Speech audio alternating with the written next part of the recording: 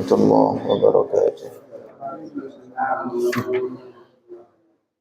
Nahmaduhu wa nusalli wa nusallim ala rasulihil karim wa ala alihi wa ashabihi ajmain, amma ba'du. Bila salat jemaah salat subuh dimulakan Allah, kita lanjutkan ngaji fikih.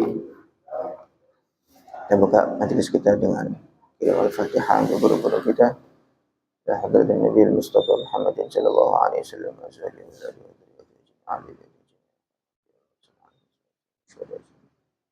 Ya khana zurun wa ta'ala syai'an.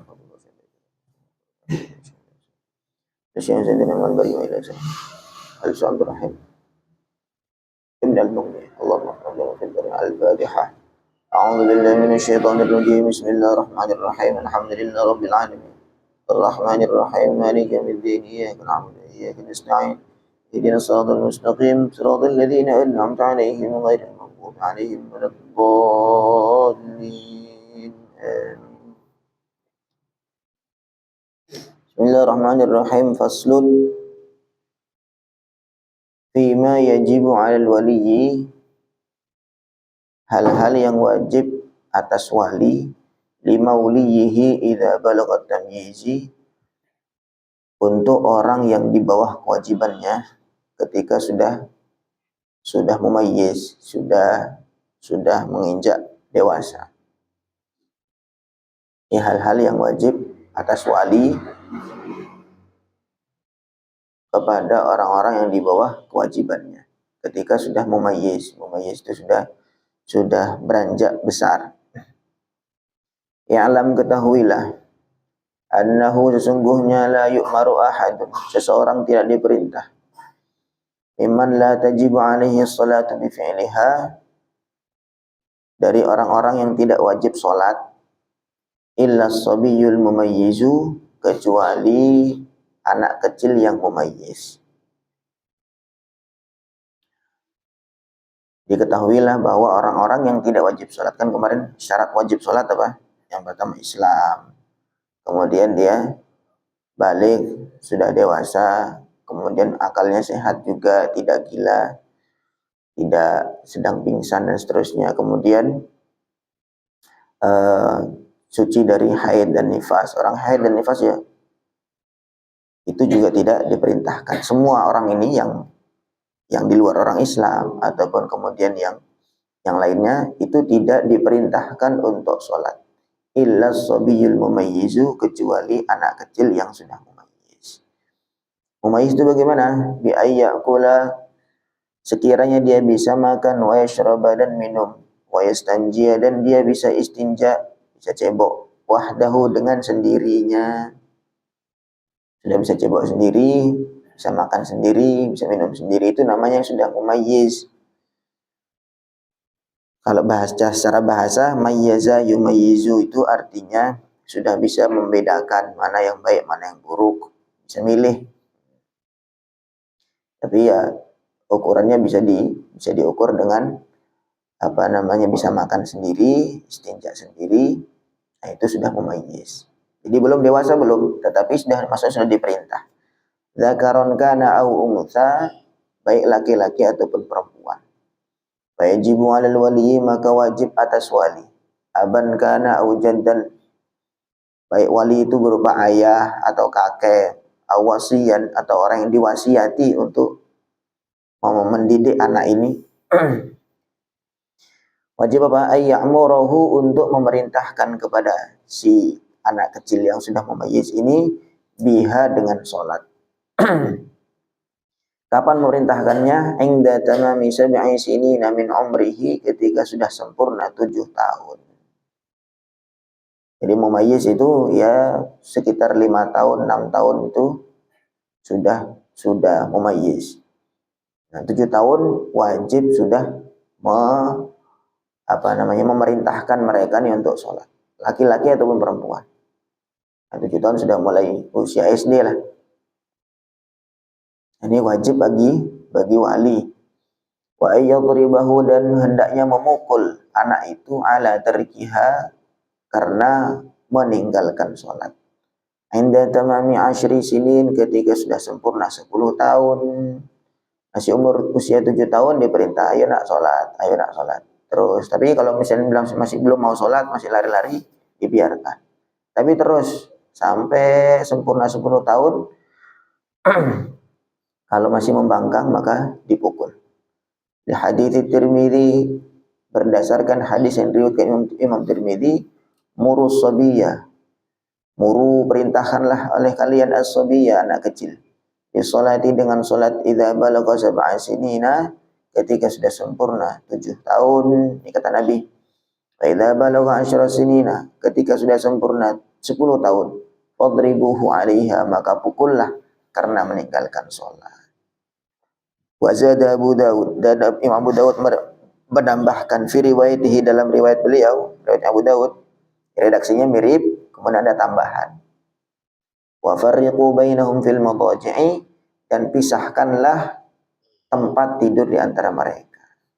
Ya, anak itu kalau sudah mulai agak besar, baiknya, bagusnya itu dipisahkan tempat tidurnya antara dia dengan orang tuanya, kemudian juga antara saling antara anak-anak semua, laki-laki dengan perempuan, itu sudah mulai dipisahkan tidurnya ketika sudah 10 tahun. Ini salah satu pendidikan. Wajibun, dan wajib aydan 'alal wali, wajib juga atas wali ayyu'allimahu, untuk mengajarkan kepada anak ini at-taharata, cara bersuci. Ini bahkan sampai besar aja banyak yang keliru masih ya, cara berwudu bagaimana, cara bersuci bagaimana. Jadi cebok juga diajarkan bagaimana buang air, tidak boleh berdiri, diajarkan untuk duduk, kemudian membersihkan najisnya seperti apa, itu semua diajarkan. Wajib bagi wali untuk mengajarkan itu, karena kalau tidak dia akan terus terbawa sampai besar. Wa satrul aurati, dan juga mengajarkan untuk nutup aurat. Diajarkan aurat itu dari kecil, diajarkan aurat itu yang tidak boleh dilihat, tidak boleh ditampakkan, dilarang oleh Allah untuk menampakkan, nanti Allah marah, dan seterusnya, dengan bahasa-bahasa yang bisa difahami oleh anak. Wassalatan, juga diajarkan salat, wa hudurul jamaati, dan bisa juga diajarkan untuk hadir di jamaah, salat jamaah. Wasauma, dan juga diajarkan puasa, wasairul wajibati wa nahwiha, dan seluruh kewajiban yang lain, minasyara'i adh-dhahirati, dari syariat-syariat yang jelas, yang tampak, walau manduban, walaupun hal-hal yang sunnah.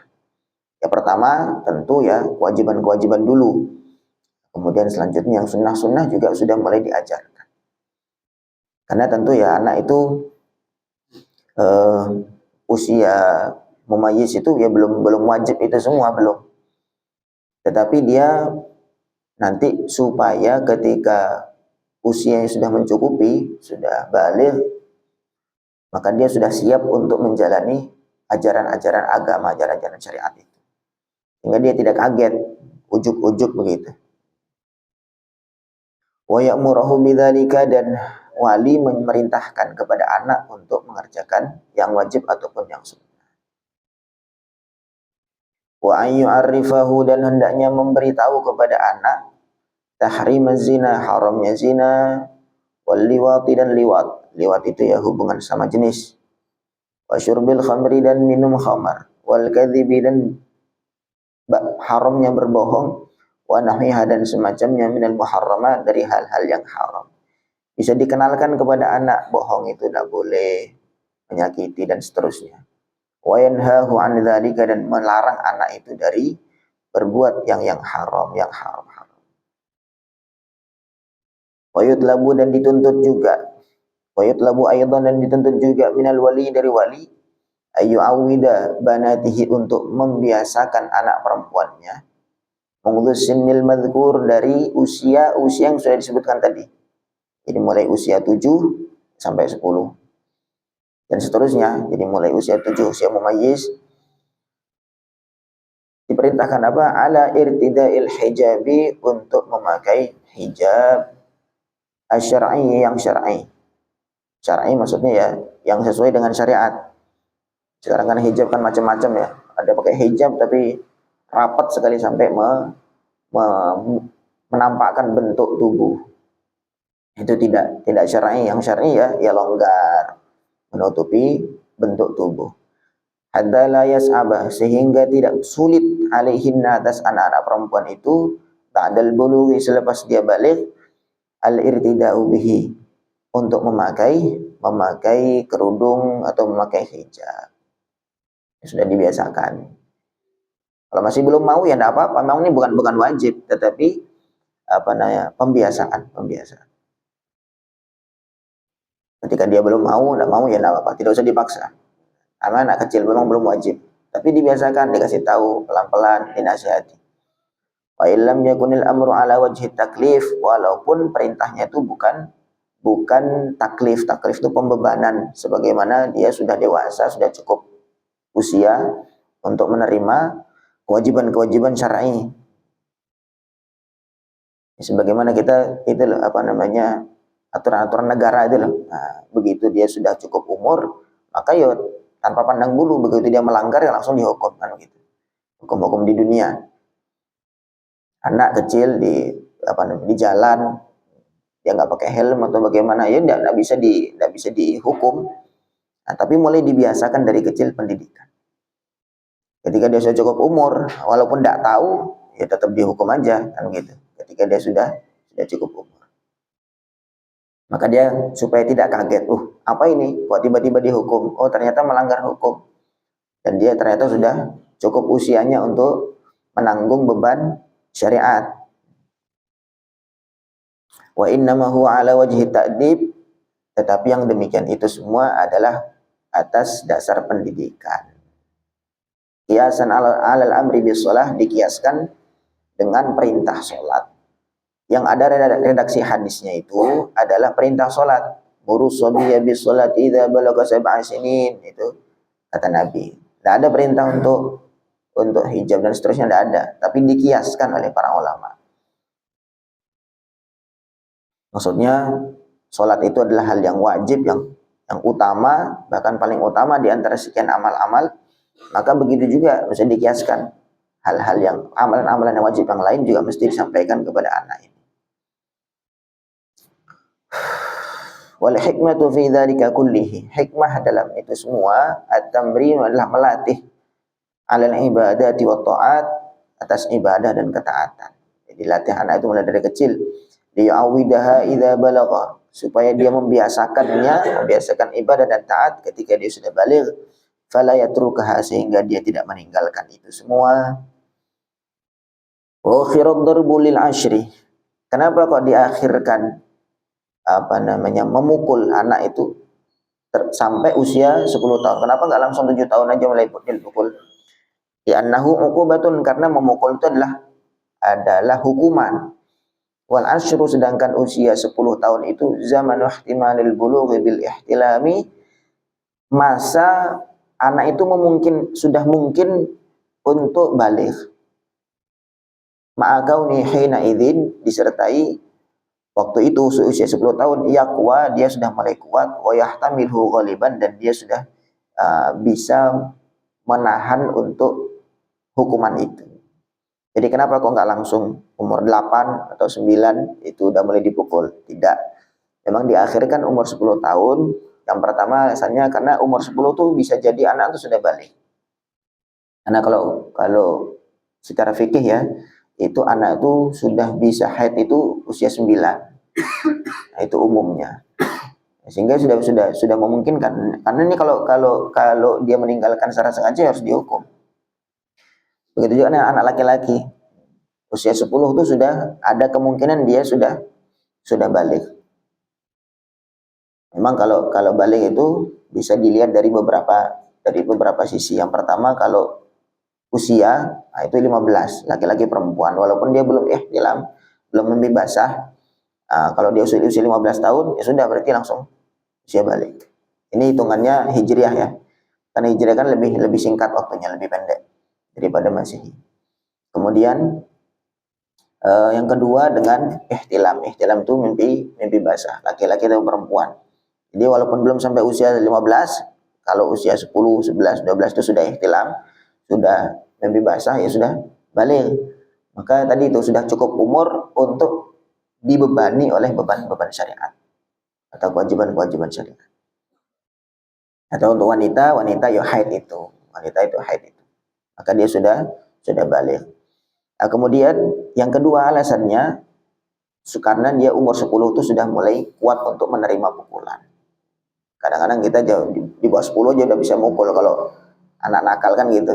Nah, cuman kita kadang-kadang memang kebanyakan kita jarang untuk tegas dalam hal sholat ataupun yang lain. Nah, untuk nakal jangan main di jalan itu kadang-kadang tegas sekali, dipukul ataupun diapakan.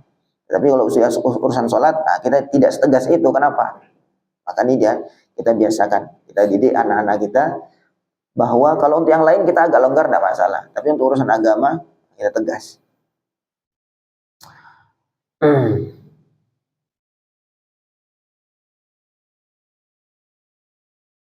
Wala yantahi wujubu ma marrah. Tidaklah selesai wajibnya yang tadi itu semua ala man dzukir, terhadap orang-orang yang sudah disebutkan, anak-anak yang usia kepada wali tadi, kepada wali kewajiban untuk mendidik, kewajiban untuk memerintahkan itu tidaklah selesai illa bi bulughi sabi rasyidan, kecuali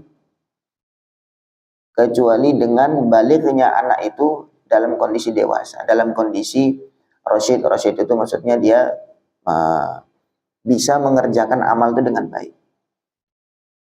Wa rusydu huwa salahuddin wal mal. Rasyid itu artinya maksudnya dia bisa mengerjakan agama dengan baik dan dia bisa bermuamalah dengan baik. Bermuamalah dengan baik. Wa idza ihtaja ta'limu ma dzukira. Kalau ta'lim atau pengajaran yang saya sebutkan tadi itu butuh ila mu'natin, kepada biaya, butuh biaya. Mungkin karena orang tuanya tidak tahu gimana cara wudhu yang benar, nggak tahu gimana caranya nutup aurat, nggak tahu bagaimana caranya sholat dan seterusnya.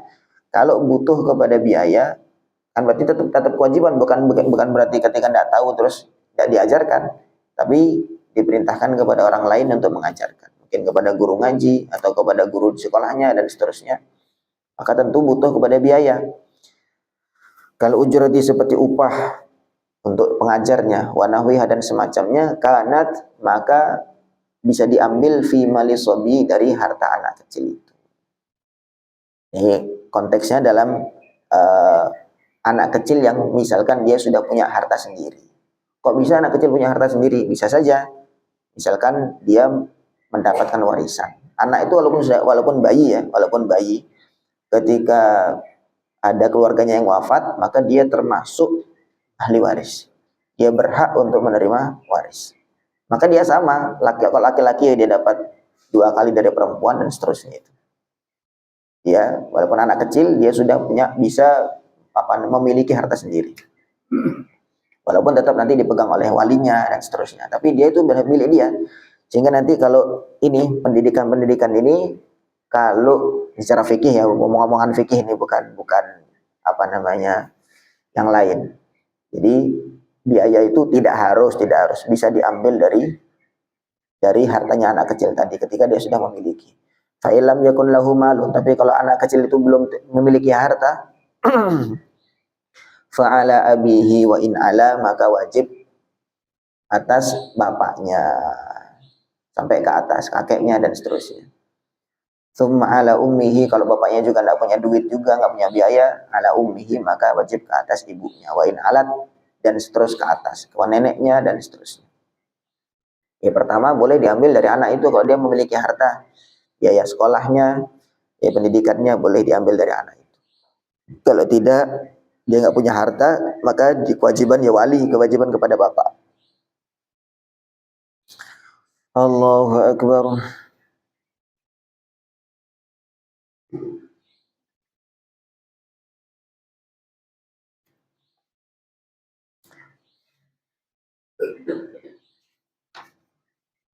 Faidah terakhir.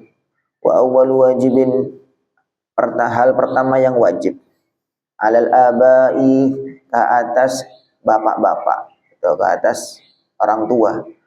Tsumma ala man dzukira, kemudian kepada orang-orang yang disebutkan tadi, maksudnya yang menjadi pendidik itu kan tidak hanya ayah, kadang-kadang ya orang yang diwasiati. Orang yang diwasiati misalkan ke seorang ayah wafat, kemudian mewasiati siapa gitu, saya wasiatkan ini untuk mendidik anak saya dan seterusnya. Wali lah. Wa awwal wajibin alaihim, perkara pertama kali wajib atas mereka ta'limu maulihi al-mumayyiz, mengajarkan orang yang diwalikan, orang yang menjadi kewajiban atas dia, al-mumayyiz yang sudah mumayyiz, ma tajibu 'alal mukallaf, hal-hal yang wajib atas mukallaf, ma'rifatuhu, pengetahuannya. Apa-apa yang wajib diketahui oleh orang mukallaf itu sudah mulai wajib diajarkan kepada anak-anak mumayyiz. Sekali lagi ini bukan kewajiban secara taklif, maksudnya kalau nggak dikerjakan dosa itu bukan, tetapi takdib, pendidikan kepada mereka. Kayyarsakhal imanu, supaya masuk al-imanu, iman, fi qulubihim, dalam hati mereka, supaya iman itu betul-betul menancap, wa ya'tadu at-ta'ati, dan supaya mereka terbiasa kepada ketaatan. Kata'limihim, seperti mengajarkan mereka ma yajibu li maulana azza wajal, hal-hal yang wajib kepada Allah azza wajal. Apa yang wajib? Allah tuh wajib wujud, Allah tuh wajib qidam, tidak ada awalnya, Allah tuh wajib baqa, tidak ada akhirnya, dan seterusnya. Wa ma yastahilu, dan apa-apa yang mustahil lahu bagi Allah. Allah tuh mustahil tidak ada, Allah tuh mustahil ada awalnya, Allah tuh mustahil lemah, dan seterusnya. Wa ma yajuzu lahu, dan apa yang boleh bagi Allah. Wa ta'limihim, dan mengajarkan kepada mereka ma yajibu fi haqqir rusul, apa yang wajib bagi Rasul. Rasul itu mesti benar, tidak mungkin Rasul itu bohong. Alaihi wassalatu wassalam. Wa ma yastahil wa ma yajuzu, dan apa-apa yang mustahil dan apa-apa yang boleh. Allahu Akbar. Jadi ini banyak ya, dari ya kebanyakan kita lah orang Islam secara umum, itu pendidikan iman, pendidikan amal itu tidak dimulai dari kecil. Sehingga kita sampai besar itu menjalankan agama Islam itu karena ya terbiasa di sekitar kita seperti itu, ya sudah begitu aja. Kita mengenal Islam, kita kenal kepada Allah, sholat itu ya karena habis dari kecil begitu ya begitu aja. Tidak sesuai dengan kesimpulan ilmiah, kesimpulan yang betul-betul dari hati, bahwa sebagaimana kemarin tuh terkait tauhid ya. Sebegitu tauhid itu kayak ilmu matematika, itu ilmu yang pasti, yang logik betul, bahwa adanya bilangan 5, 10 tuh ya kalau ada satu. Kalau satu enggak ada, ya nggak mungkin ada 5, ada 10, kan begitu. Adanya satu, memang belum tentu ada 5, ada 10. Tapi kalau ada 10, ada 5, ada 100, itu mesti ada satu. Begitu. Nah begitu juga adanya alam semesta ini mesti ada yang buat. Adanya Allah, nah itulah Tuhan semesta alam yang kita sembah. Selama ini saya nyembah siapa sih? Ya nyembah yang buat itu. Walaupun belum tentu, walaupun kita belum melihat, walaupun kita belum tahu seperti apa. Sebagaimana kita yakin ini bangunan ini ada yang bangun, saya nggak pernah ngelihat itu tukang-tukangnya. Apakah begitu langsung kita bilang ini nggak ada yang bangun? Tidak. Begitu juga dengan hal-hal yang lain. Ini meja ini saya nggak pernah lihat ini siapa yang ngelas, ini siapa, dan tapi saya yakin ini ada yang buat, walaupun saya nggak kenal, nggak lihat siapa. Begitu juga alam semesta ini ada wujud, pasti ada yang membuat, ada yang mewujudkan. Nah itulah yang saya sembah. Nah itu diajarkan dari awal, sehingga dia sholat, dia kenal kepada agama, dia beriman itu atas dasar basirah. Basirah itu pengetahuan yang mantap di dalam hati. Sehingga ketika ada hal-hal yang membuat dia ragu, itu dia akan mudah untuk menepis. Sehingga ukurannya Islam itu diridai oleh Allah atau enggak, itu ukurannya bukan ketika dia dikasih hidupnya kaya raya, kemudian mudah semua urusannya, bukan.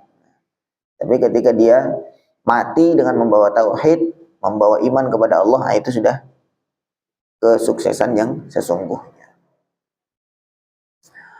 wa ta'limihim, dan mengajarkan mereka annallaha ta'ala, sungguhnya Allah ta'ala ba'atha, memerintahkan an-nabiyal ummiyal arabiyyal qurasyiyyal hashimiyyah Sayyidina Muhammad sallallahu alaihi wasallam.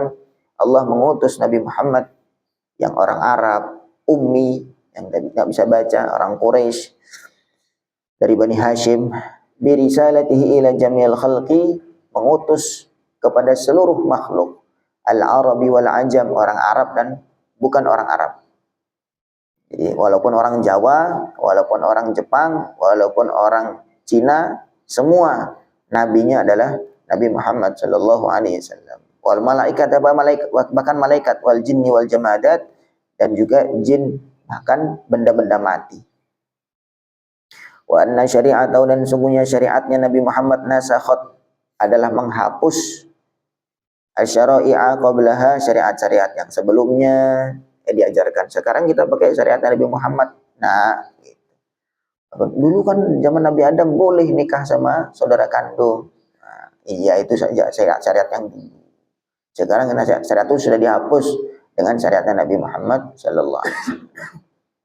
Kan dulu pernah begini, pernah begitu. Ya, itu syariat dulu. Sekarang sudah dihapus oleh syariat Nabi Muhammad sallallahu alaihi wasallam. Allahu akbar. Wa ta'limihim, dan mengajarkan mereka annahu sallallahu alaihi wasallam, bahwa Nabi wulida wa bu'itsa bi Makkah, dilahirkan dan diutus di Makkah. Tsumma hajara ilal Madinati, kemudian hijrah ke Madinah, wa mata, dan wafat, wa dufina biha, dan dimakamkan di Madinah. Wasti'abu hadhil masail, penjabaran masalah-masalah ini yang wajib diketahui terkait akidah ini, fil usuli, dalam ilmu usul. Ilmu usul itu ilmu akidah. Sudah kita pernah baca itu, sudah kita kaji itu, akidahul awam, akidahnya orang awam, yaitu tentang yang wajib bagi Allah, mustahil bagi Allah, wajib bagi Rasul jumlahnya berapa, malaikat. Kemudian terakhir sejarah ringkas tentang Nabi Muhammad sallallahu alaihi wasallam sebagai panutan, sehingga dia kenal dengan panutannya siapa. Nah, selama ini kalau ini anak-anak dibiarkan, dia nggak dikenalkan dengan panutannya siapa, akhirnya dia nyari panutan sendiri, entah artis siapa, entah siapa begitu, dia nyari sendiri, dan akan ketemu itu anak-anak itu. Tetapi ya tidak sesuai dengan apa yang diridhai oleh Allah. Tapi bagaimana kita kenalkan dia? Pertama kali yang dia menjadi idola adalah Nabi Muhammad sallallahu alaihi wasallam, atau tokoh-tokoh dalam agama lah, para nabi, para rasul, para wali-wali, orang yang dekat dengan Allah. Itu kewajiban atas wali untuk mengajarkan itu semua kepada anak-anak. Nah, kemudian tadi memukulnya tadi ya, bagian memukul ini tentu memukul yang tidak melukai. Memukul untuk mendidik, bukan memukul sampai biru, sampai membekas, ada bekas luka dan sebagainya, itu tidak. Maksudnya memukul yang tidak melukai, tidak boleh di wajah, tidak boleh di tempat-tempat yang menimbulkan bekas luka. Ya pokoknya sudah pukul secara isyarat begitu saja. Wallahu a'lam. Ada yang bertanya? Tidak ada, insyaallah. Mudah-mudahan ini bisa kita pahami, kemudian bisa kita praktekkan, kita ajarkan kepada anak-anak kita semua. Kita akhiri, subhanallah bihamdihi, subhanakallahumma bihamdika, asyhadu an la ilaha illa anta, astaghfiruka wa atubu ilaik. Assalamualaikum warahmatullahi wabarakatuh.